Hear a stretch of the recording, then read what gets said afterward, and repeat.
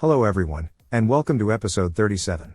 So, as promised, we will continue working on the area surrounding the new construction hub, which will mostly consist of creating nice smooth ramps for our roads and railroads. We will also build that rail intersection I mentioned, which will turn out to be a trumpet variant, since we are dealing with a three-way one. I tried to come up with something a bit more interesting, but in the end, I just kept ending up with a trumpet, so why try to change what works? Before we get started, we need to get rid of some of the things we laid out in the last episode, mostly to make room for our final infrastructure. So, most of these unbuilt gravel roads are on the chopping block.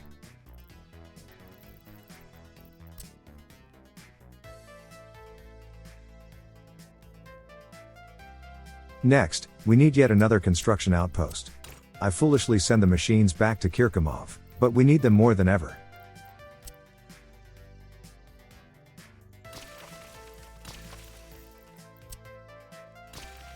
At first I tried to route the temporary road around where the final roads will be, but then I realized that I can just remove them once the bulldozers are here, so it's not really a thing we need to worry about.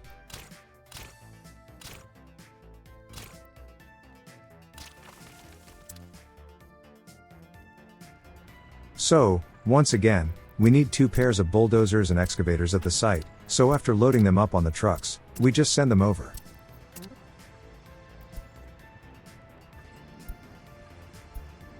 Might as well deal with the fuel deliveries at the same time, so we don't need to move between the 2 areas more than necessary.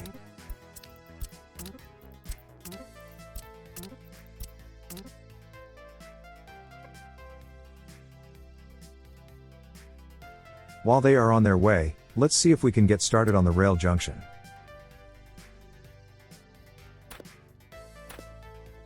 The last pieces are under construction. At first I didn't really want to disturb the works, but it's not really necessary to have them ready, so I just went for it.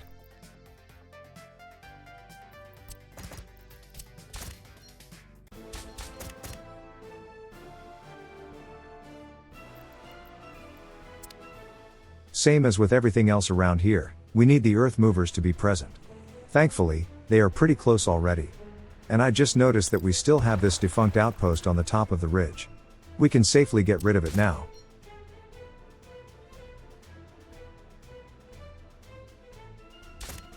While they are getting parked, let's just double check the roads for any remaining nodes we can get rid of. I noticed that the power plant car park is a bit too empty for my liking. This is another reason why I don't like using cars. There are services in range of the different parking lots, and they keep going back and forth, instead of going to the actual workplace. I wish there was a way to only allow cars to use a lot for residential parking only. Like a road sign for residents only or something. Although, there is a sign that forbids personal cars. Maybe they are still allowed if it's their only possible route available, namely their home base. But I fear it would just mess things up. Anyways, the machines are on site. Let's wait until the fuel trucks are out of the way, and we can get started.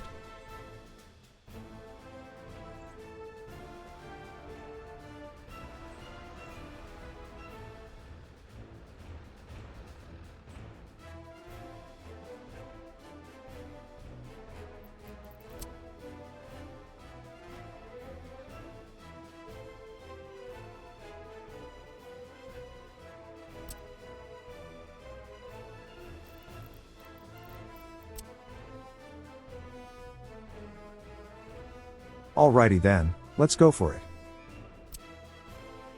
Basically, we just need to start at the top, drag the road out, and even though we have a green ghost image sometimes, we can still hold the right mouse button to make the slope smoother. Once we are confident that the current slope is close enough to the final position, we can drag the end point out even further, creating an even longer and less steep slope.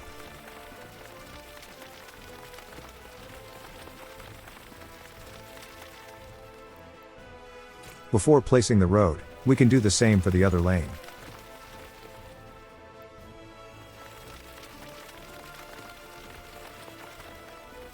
We can even make the slope wider by playing around with the turn radius.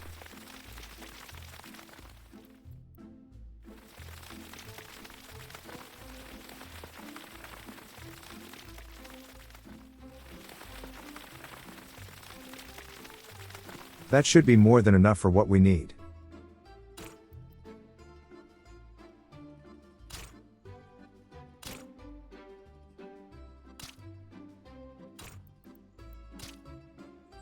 Now that's a more believable slope.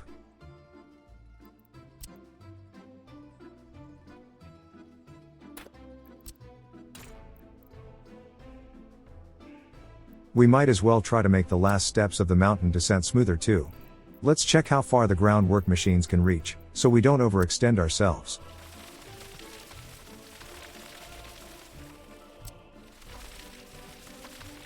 That's quite high up the mountain.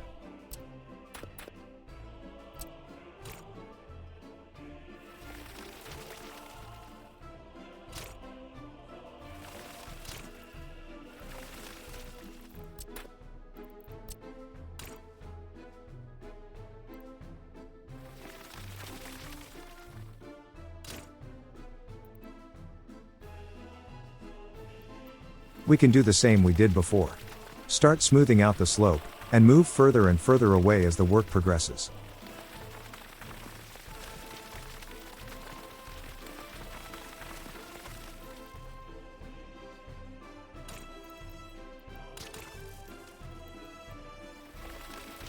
We can also do the same for the other lane, just to make sure it's all nice and even.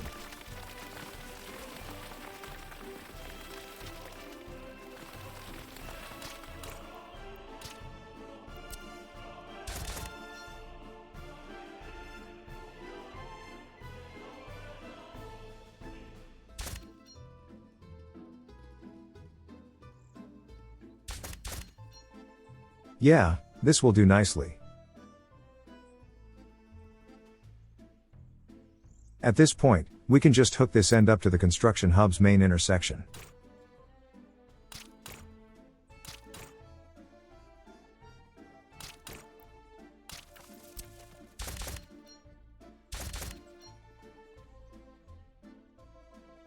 And since this side is pretty much ready, we should start upgrading to gravel at the very least.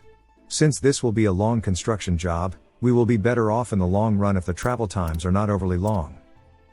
Good thing the road construction worked the same as the railroad building does. Once one segment is done, the next one automatically gets added to the construction offices taking part in the previous job. This means we can pretty much leave this going now, and sooner or later, all the roads will be built automatically, without needing any further input from us. With all that done, we can turn our attention to the railroad junction.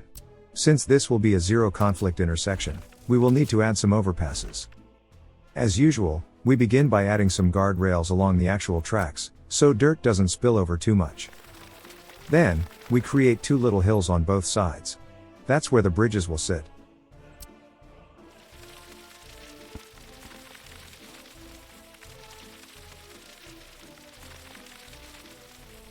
I bet the bulldozers got thirsty.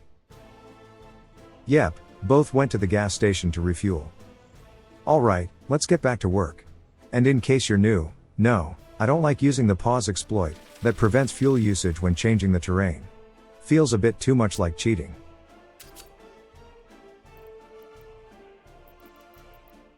See how easy it is to change the terrain so much that it starts clipping through the tracks? That's why we need the guardrails.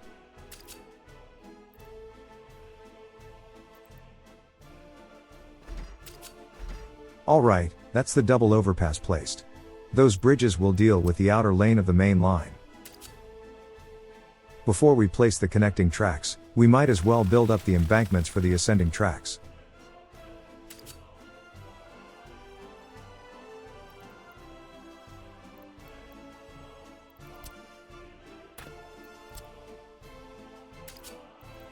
Even though this is a valid placement on paper, there is a big enough dip along it that prevents automatic slope leveling. If we start a bit further back, we can actually reach a point where it is possible, and then work our way up to the bridges.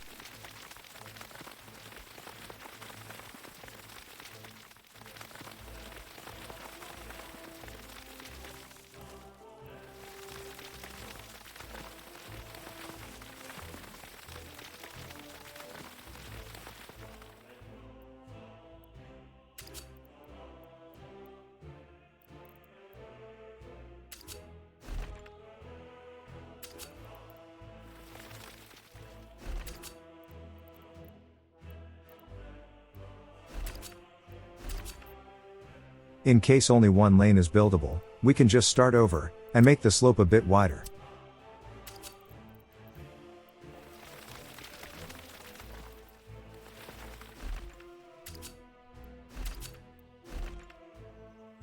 Now that's more like it.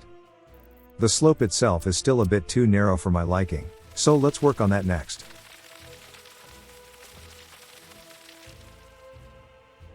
Using the smoothing tool, we can reveal the problematic spots. If it cannot deal with the embankment, and leaves a steep drop behind, that's a place where we can do some extra work. Like this one.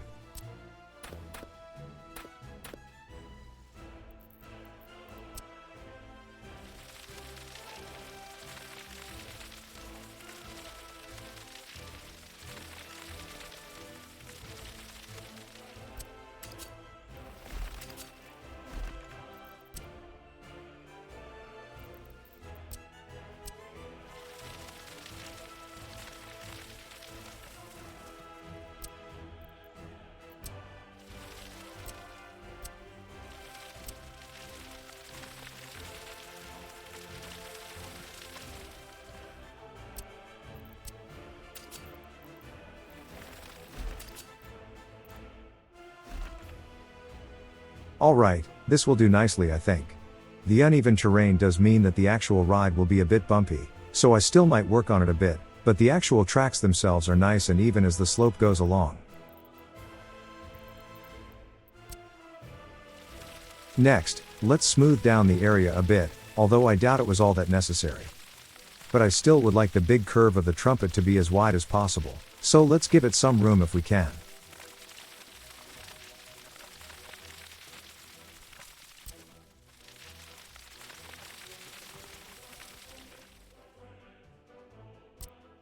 Next, let's place the actual small junction that will lead up to the bridges.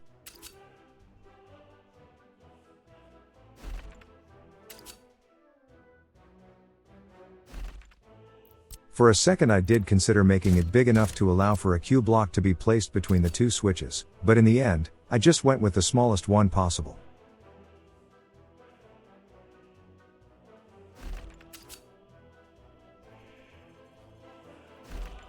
Now we just need a nice wide turn, connecting it to the bridges, making sure to include some nice gentle slopes as the trains work their ways up to the overpass.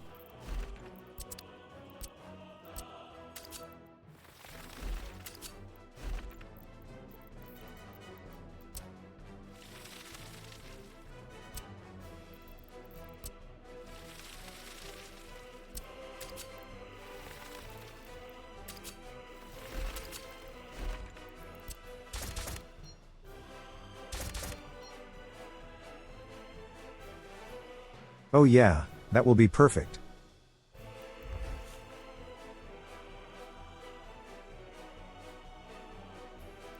Only two more track pieces remain, namely the ones that will connect things up to the inner lane of the main line.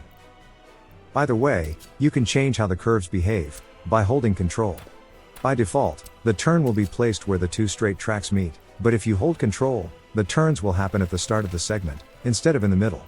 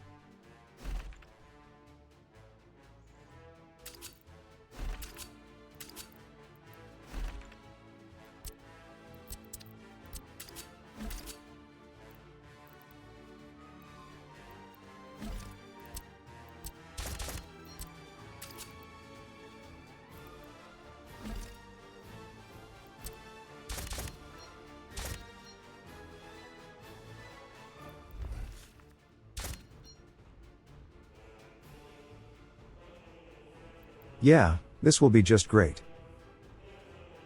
We only have two conflict points, namely where two tracks merge into one.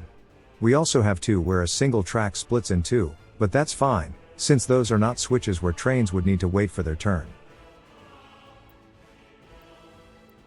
To ensure relatively smooth operation, we should include a construction crossing, so the track layers can wait close to the construction site, instead of at the end of the coastal railroad.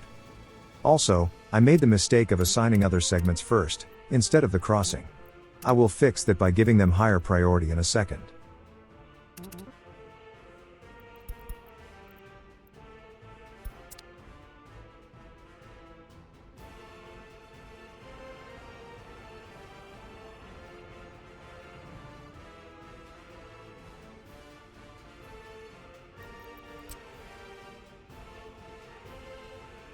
Alright, with that out of the way, we can deal with the highway next.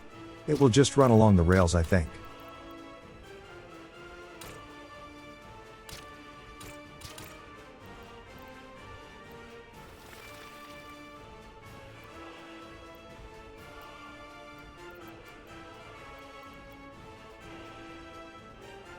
Once again, the placement was valid, but there was a big enough drop somewhere along the way to interfere with the automatic slope leveling. We need to start smoothing manually, I'm afraid.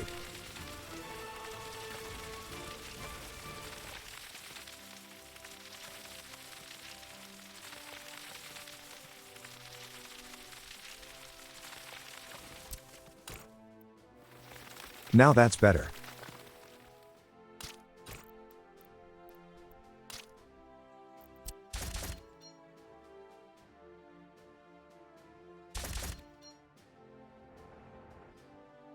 Alright. We have a smooth ride for both trains and road vehicles.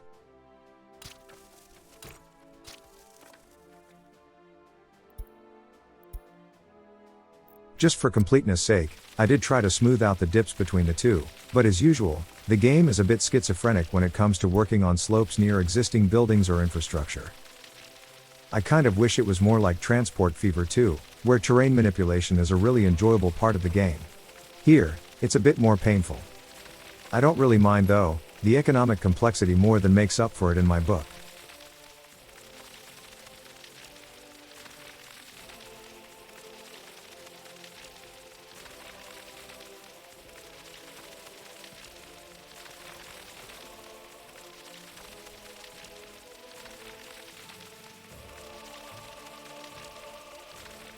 And the bulldozers are running empty again.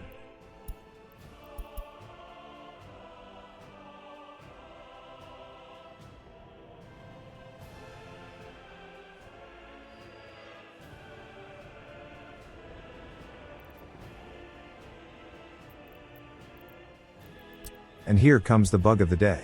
As usual, doing some heavy work around the tracks resulted in some grass sticking through them. That's not unusual, but what happens with the textures I used to trim the grass will be. For some reason, there is a part where I simply cannot interact with the texture I just placed in any way.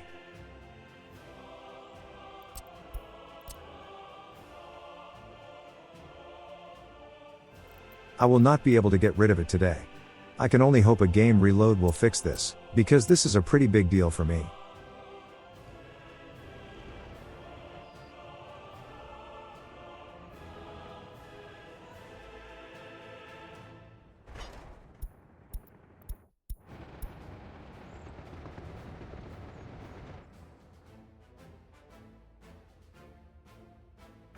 Nice. That long gravel highway road is already past the halfway point on both lanes. Won't be long before it's all done. Pretty much all that's left is to smooth down the slopes surrounding the construction hub. Also, it was suggested in the comments that maybe we should use helicopters, instead of trains and buses, to move workers there for the concrete and asphalt plants. That's a pretty good idea. Sadly, there is no way I could squeeze in another helipad now, but I think we might be in luck once the train station is no longer needed. We already know that will work for us, so let's not tempt fate by changing things around now.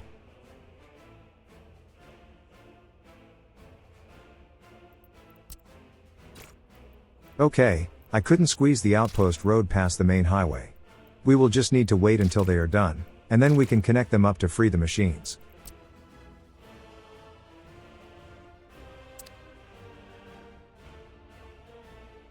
At this point, it is pretty much out of our hands now. But we still have work to do around Estergrad. Like this little field, we are yet to place the bushes for it. Around halfway through placing them, I remembered that we have a looming unemployment crisis on our hands, so I will quickly place the outer edges, and then look into lowering the number of citizens without work.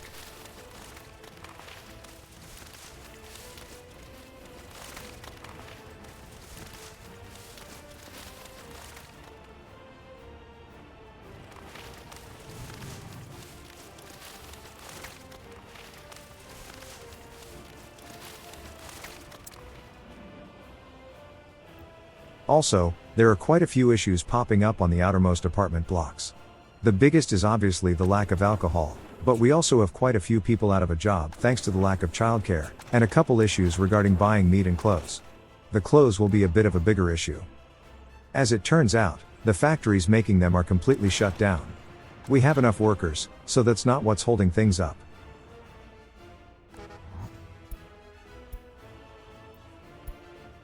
Although, speaking of workers, we need to fix that too for our citizens, so might as well double up the number buses on the commuter line.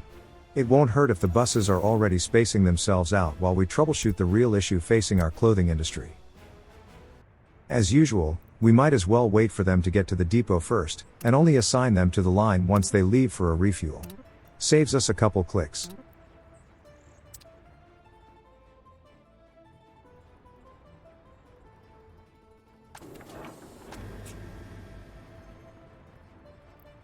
So, there aren't enough clothes in the town warehouse. We had plenty enough in the past, so I most likely did something wrong when I was redoing the deliveries. Thankfully, the overall clothing situation isn't really critical yet. We managed to catch the problem before it got real bad. But before I got to fixing it, I was reminded that we have childcare issues too. So let's plop down a kindergarten real quick.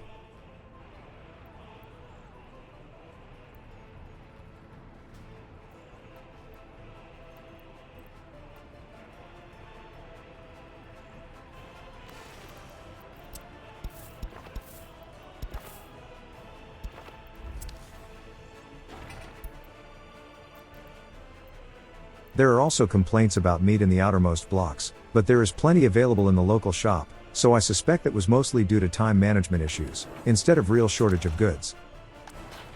Anyways, taking a look at the fabric factory reveals the source of the problem. There aren't enough chemicals to make the cloth needed to make clothing. At first I thought it was due to the small space given to the materials in the warehouse, but once I did give it more room, and still no deliveries were en route, I discovered the real issue. Lots of room for more, and no trains are coming. That can only mean one thing. Let's check the distribution office. The warehouse is set to accept chemicals, which leaves only one possible culprit. The customs house wasn't set to importing the stuff. Yeah, my bad. Setting it up correctly immediately resulted in a train taking off from the office to buy some at the border. It will take a little bit for everything to go back to normal, but it should be fine from now on. We can get back to placing some bushes now. Thanks to the increased worker numbers in those factories, clothes will hopefully start appearing in the town fairly soon.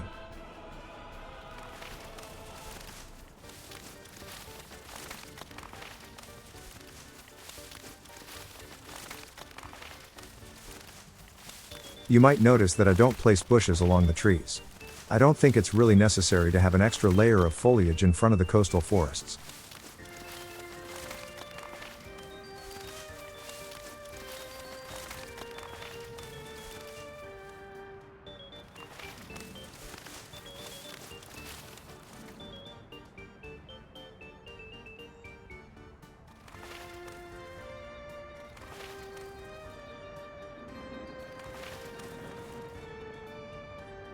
Yeah, that will do for now. Once they are all grown up, we can check for gaps in the dividers, and maybe use trees to plug them.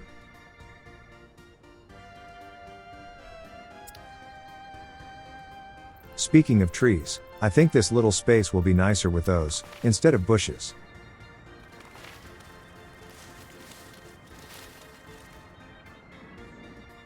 Since we are on a roll, let's quickly take care of this one too.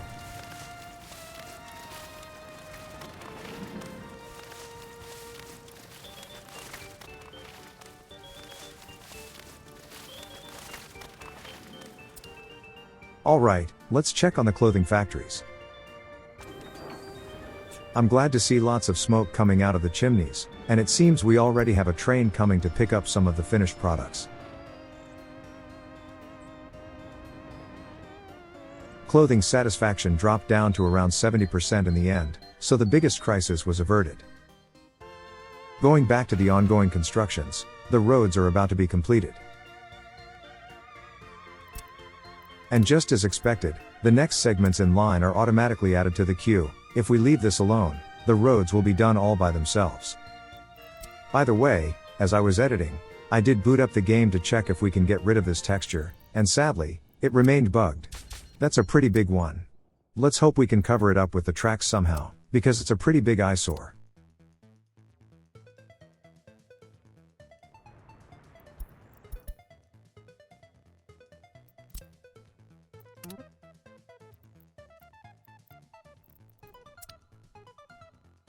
Now that the roads are done, we can connect the outpost to them, so we can send the machines home if we have to. Just in case, I will keep them around for now. As for the clothing situation, it seems the factories are now working pretty consistently. It won't be long before we can start exporting again. And here comes another delivery train. It's safe to say that crisis has been averted.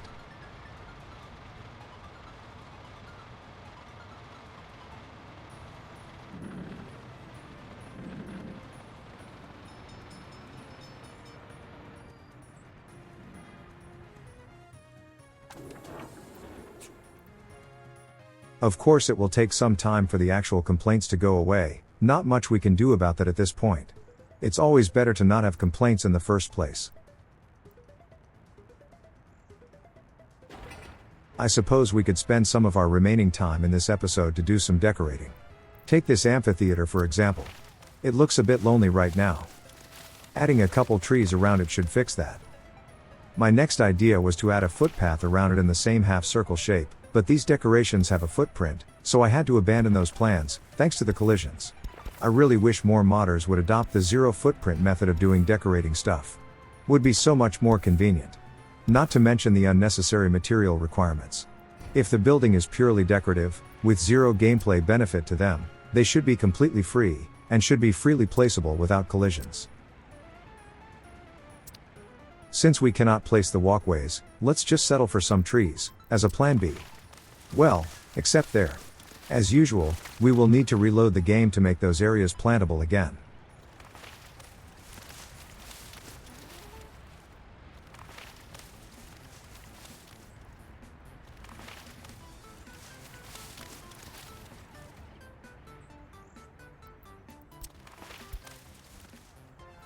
Oh my, the rail CO is on fire. Good thing we have helicopters on the job. They will make it quick.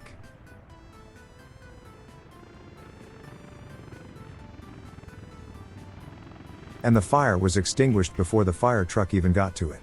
Got to love those helicopters. Anyways, let's keep adding trees to the city.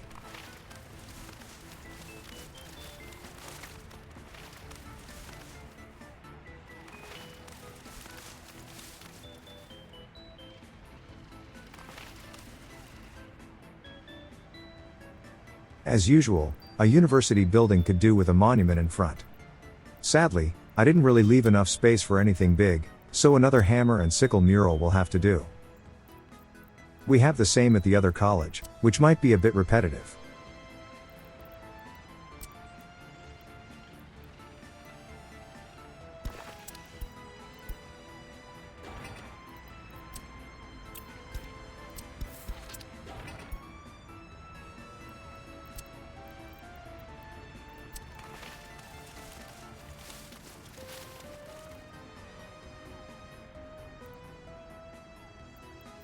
As usual, I don't want to obstruct the view of these apartments, so let's just go with some bushes around this area.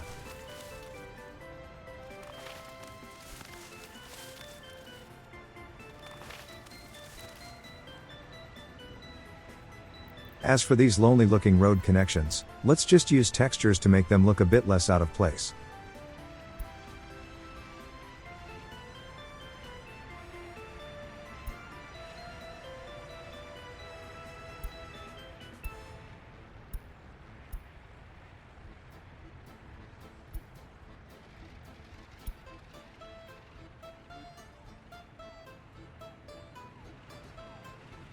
This one looks big enough for something more substantial than some greenery.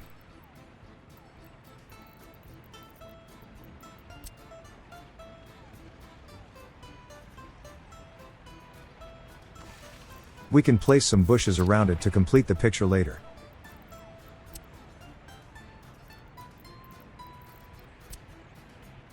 I purposefully only use dirt footpaths for these monuments, since they don't have to be physically connected to the rest of the city to take advantage of their loyalty boosts. Once they are done, I will get rid of the walkways, and just use textures to finish the decorating.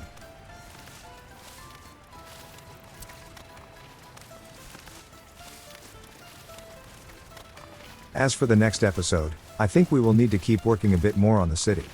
After the recording was over, I did check, and as it turns out, all the latest apartments blocks are completely full already, and we have about 1,000 more workers waiting for housing. I think there is still some room for more workers in the surrounding industries, so we might go for more housing. And let's not forget about the decorating. We have a lot of that still left.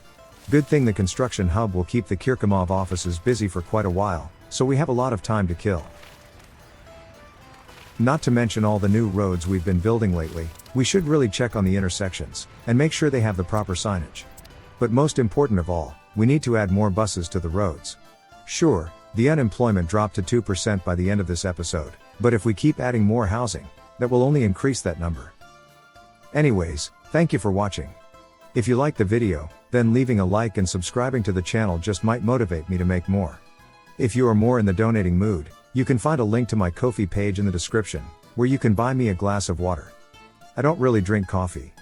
Thank you for your support, and until next time, I will see you later.